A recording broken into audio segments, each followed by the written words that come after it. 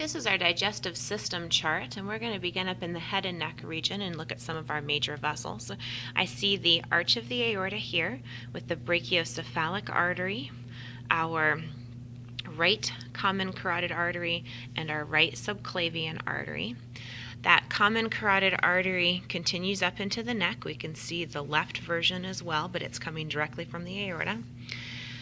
Here we see the split of the common carotid artery. We see internal carotid artery without any branches, and number 20, my external carotid artery with lots of branches coming off of it. Those branches off the external carotid artery are as follows. We have superior thyroid artery coming to our thyroid gland. Next we have the lingual artery, followed by the facial artery. And then somewhere in here, fairly deep, we'd find the maxillary artery. It's not visible. This would be the superficial temporal artery heading up into the temporal region. Posteriorly, off of my external carotid, I get the occipital artery, and I get my posterior auricular artery. All right, let's do the same veins. It's a little bit tricky because they've cut the vessels off, but I think we can still manage it. This would be the brachiocephalic vein. There's my other brachiocephalic vein.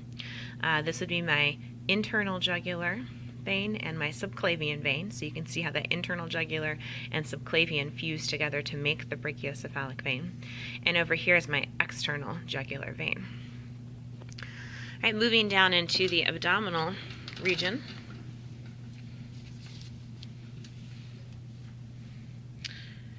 They have moved a bunch of stuff out of the way. They've lifted the liver up, moved the stomach over so that we can see some of our vessels here. The aorta is actually tricky to see, but we can see stuff coming off the aorta. So I've got a little bit of aorta back in this region. This is my celiac trunk. The three branches coming off of it, we have a gastric artery coming over to the stomach. I have a splenic artery heading over to the spleen. And then I have my common hepatic artery heading over here towards the liver.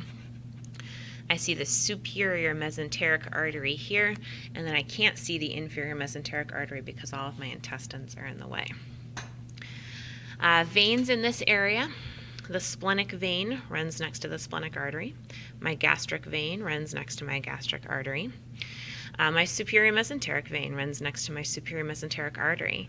Now this big vein here is the hepatic portal vein, and it's taking all of that dirty blood, or potentially dirty blood, coming from the intestines and other digestive structures, and it's putting it into the liver for filtration before we return that blood nice and clean to the inferior vena cava.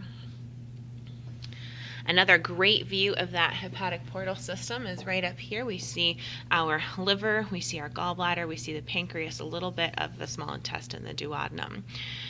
And in this, we also see our inferior vena cava and some hepatic veins. These would be the veins that are collecting all of that clean, filtered blood from the liver.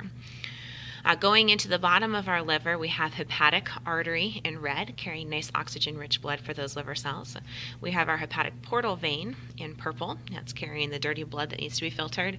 And then here coming out, we have our common bile duct, which is going to be carrying bile out of the liver. We can see the splenic artery and vein here coming from the spleen, which should be sitting around about in that spot.